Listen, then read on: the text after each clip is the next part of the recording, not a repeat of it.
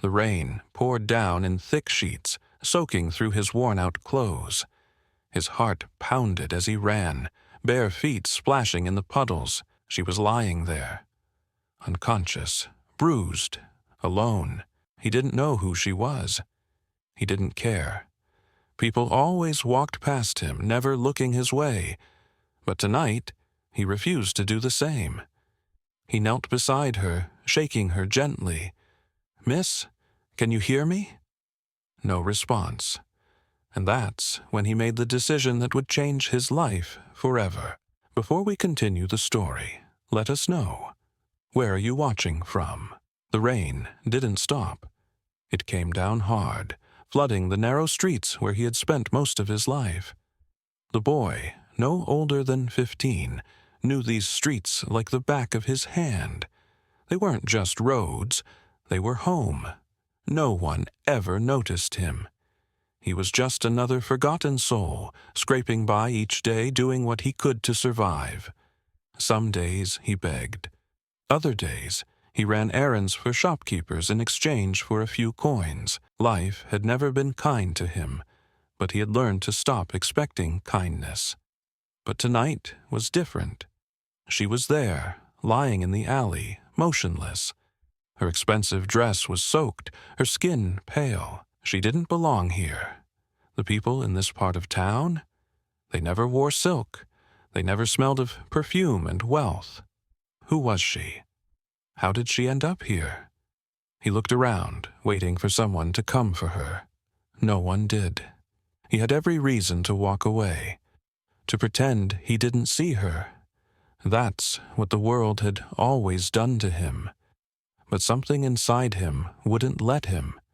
He bent down, pressing his fingers to her wrist.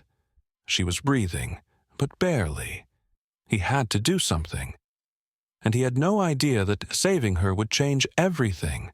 This isn't just about helping a stranger. This moment will rewrite his entire future. The pounding on the door grew more aggressive.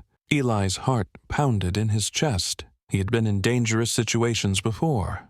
Hungry nights, fights in the alley, running from angry shopkeepers. But this was different. The girl's fingers dug into his arm. "Please," she whispered, "don't let them take me." Eli didn't know who they were, but he could hear the power in their voices. They weren't just random men. They were people who were used to getting what they wanted. A deep voice barked from the other side of the door. "We know she's in there. Open up now, or you'll regret it." Eli took a deep breath. He had nothing, but for the first time in his life, he had something to protect. He grabbed her wrist and pulled her toward the wooden planks in the corner of his shack. He barely had enough space for himself in this room, but there was a small opening where he sometimes hid his most valuable possessions. Not that he had many. He looked her in the eye. "Get in." She didn't argue. She crawled into the small space, and Eli covered the opening with a piece of cloth. Just in time. The door slammed open, and two men stepped in. They were dressed in dark suits, their shoes polished and expensive. Eli had never seen men like this before, not in this part of town. Their eyes scanned the tiny shack before locking onto him. "Where is she?" one of them demanded. Eli frowned. "Who?" The second man sneered. "Don't play dumb, kid. A blonde girl, fancy dress.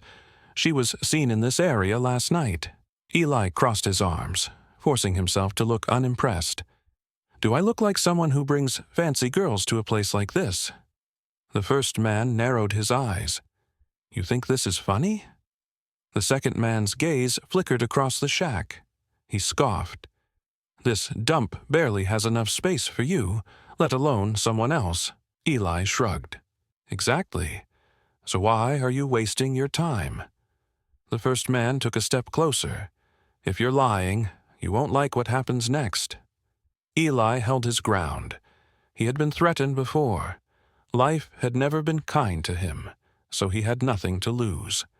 The man studied him for a moment longer. Then he sighed and turned to leave. "We'll be watching," he warned. Eli waited until the door shut. He listened to their footsteps fade. Then he turned back to the hiding spot and pulled the cloth away. She crawled out slowly, her face pale. "Are they gone?" Eli nodded. "For now." She let out a shaky breath and sat down, hugging her knees. "I can't believe they found me." Eli leaned against the wall. "Who are they?" She hesitated, then finally said, "My father's men." Eli frowned. "Your father?" She swallowed hard. "I'm Isabella Laurent." The name meant nothing to him. Seeing his confusion, she explained, "The Lawrence. My father owns half the city." Eli blinked. The name did sound familiar now. He had heard it on the news, in the whispers of rich people when he ran errands. The Lawrence were powerful. And she had just been hiding in his shack. "You ran away?" he asked. She nodded. "My father arranged a marriage for me. I refused, so he sent his men to bring me back." Eli exhaled slowly. He had never imagined problems like hers existed. His biggest struggle was finding food. Hers was escaping a life of luxury. "So, you're rich," he muttered. She let out a hollow laugh. "That's an understatement." For a long moment, neither of them spoke. Then she looked at him. "What's your name?" Eli hesitated. No one had ever asked before. "Eli." She smiled softly. "Eli, you saved my life." He shrugged. "I guess that makes us even. You just saved mine." Her expression turned serious. "You didn't have to lie for me." Eli sighed. "Yeah, well, guess I don't like seeing people trapped." She looked down, thinking. Then she met his eyes again. "Then you understand why I can't go back." Eli glanced at the door, then at her. She had nowhere to go. Neither did he. "So, what now?" he asked. She bit her lip. "I don't know." For the first time, she looked lost. And for the first time in his life, Eli had something to offer someone else. Hope. Two strangers from two different worlds. And now, their lives are tied together forever. Eli's heartbeat thundered in his ears. The two men stood across the small room, their presence overwhelming in the tiny space. The girl behind him, Isabella Laurent, heiress to a fortune beyond his imagination, was trembling. The taller of the two men smirked. "Found you?" Eli didn't move. "She's not going anywhere." The smirk disappeared. "And who are you to stop us?" Eli clenched his fists. "Someone who doesn't like bullies." The second man let out a low chuckle. "You've got guts, kid. I'll give you that." The first man took a step forward. "Move aside." Eli didn't flinch. "No." The man's jaw tightened. "You don't know who you're messing with." Eli could feel Isabella trembling behind him. His stomach twisted. He wasn't strong. He wasn't trained. But he had to do something. The first man reached into his jacket. Eli's muscles tensed. And then, before anyone could react, a voice boomed from the doorway. "I'd think twice if I were you." The men froze. Eli turned. Three figures stood in the doorway, tall, intimidating, dressed in sleek black suits. Isabella gasped. Eli didn't recognize them, but she did. Her father's security team. The first man's face turned pale. "Sir, step away from my daughter," one of the men ordered. Eli glanced at Isabella, her face filled with relief and something else, fear. The men who had threatened them only seconds ago suddenly weren't so bold anymore. "Mr. Laurent will not be happy," one of the suited men added. "And trust me, you don't want to know what happens when he's not happy." The two intruders exchanged nervous glances. Then, without another word, they turned and rushed out the door. Eli let out a breath he didn't realize he had been holding. The lid security officer turned to Isabella. "Miss Laurent, we need to get you home." She flinched at the words. "I'm not going back." The man's expression didn't change. "That's not your decision anymore." She shook her head. I won't do what my father wants. I won't marry someone I don't love. The officer's jaw tightened. Then you'll have to tell him that yourself. Her face paled. Eli didn't know much about her father, but he knew fear when he saw it. And Isabella was terrified. The black car pulled up in front of a mansion that looked like something out of a movie. Eli sat stiffly beside Isabella in the back seat. Everything felt surreal.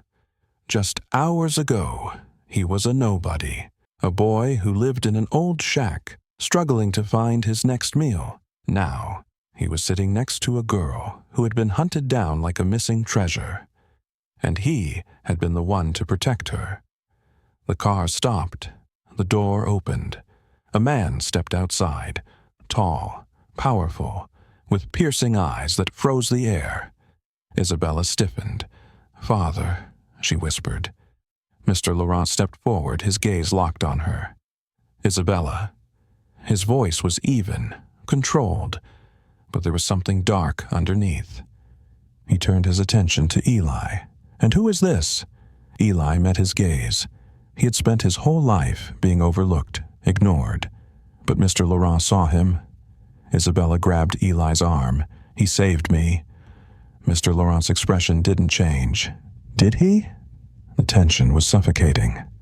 Then, to Eli's surprise, Mr. Laurent extended his hand.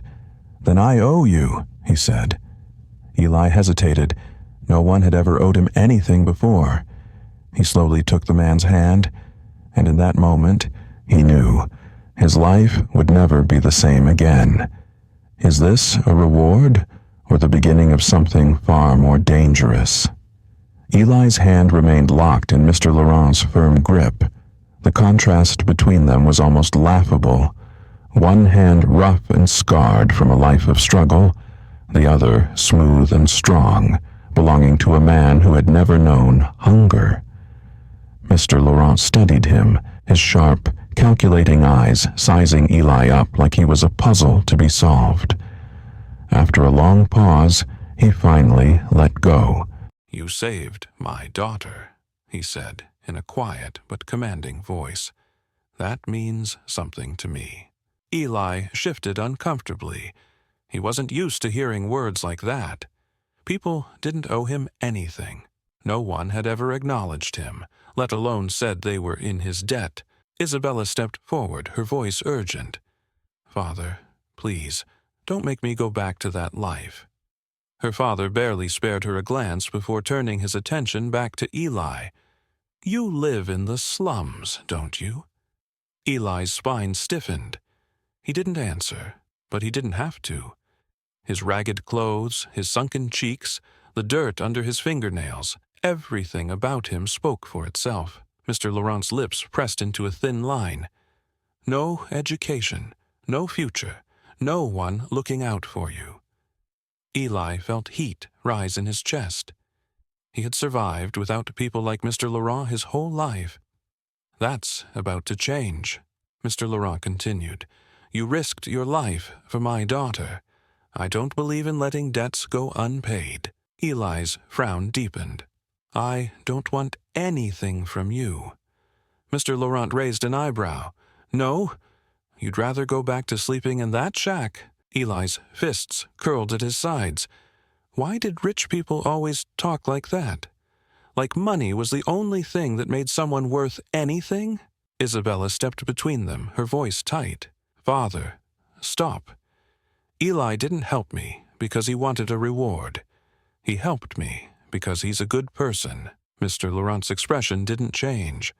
"And that's exactly why I want to help him."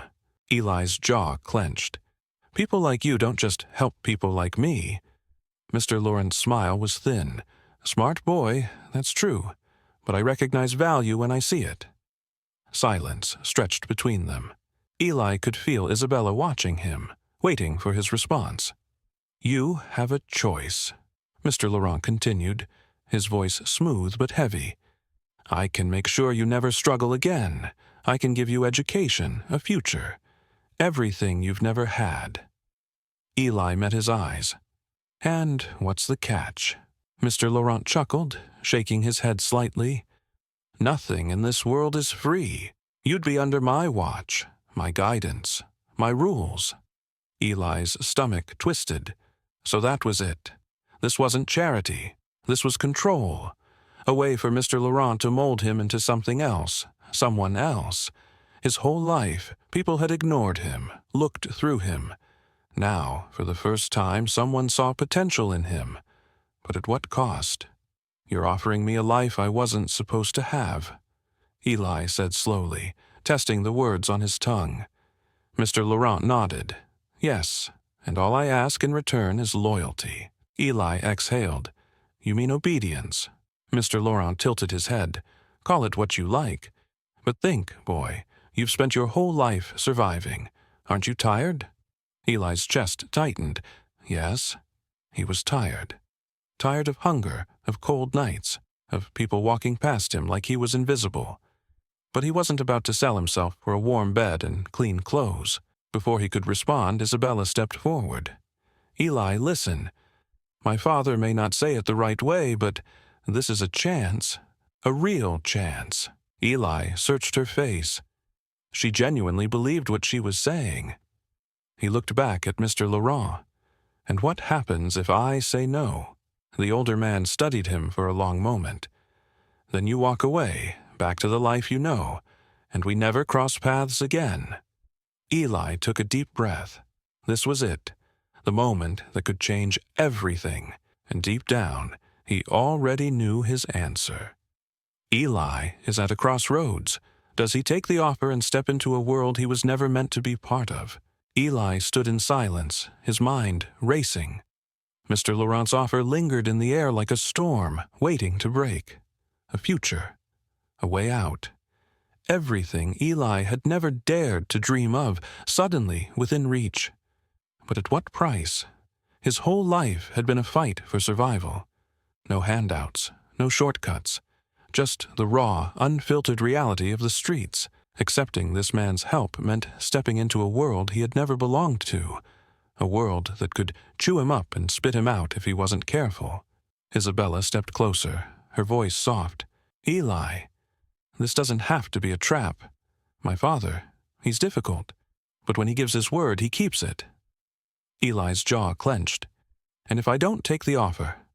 Mr. Laurent met his gaze, his expression unreadable. "Then you walk away, back to the life you know."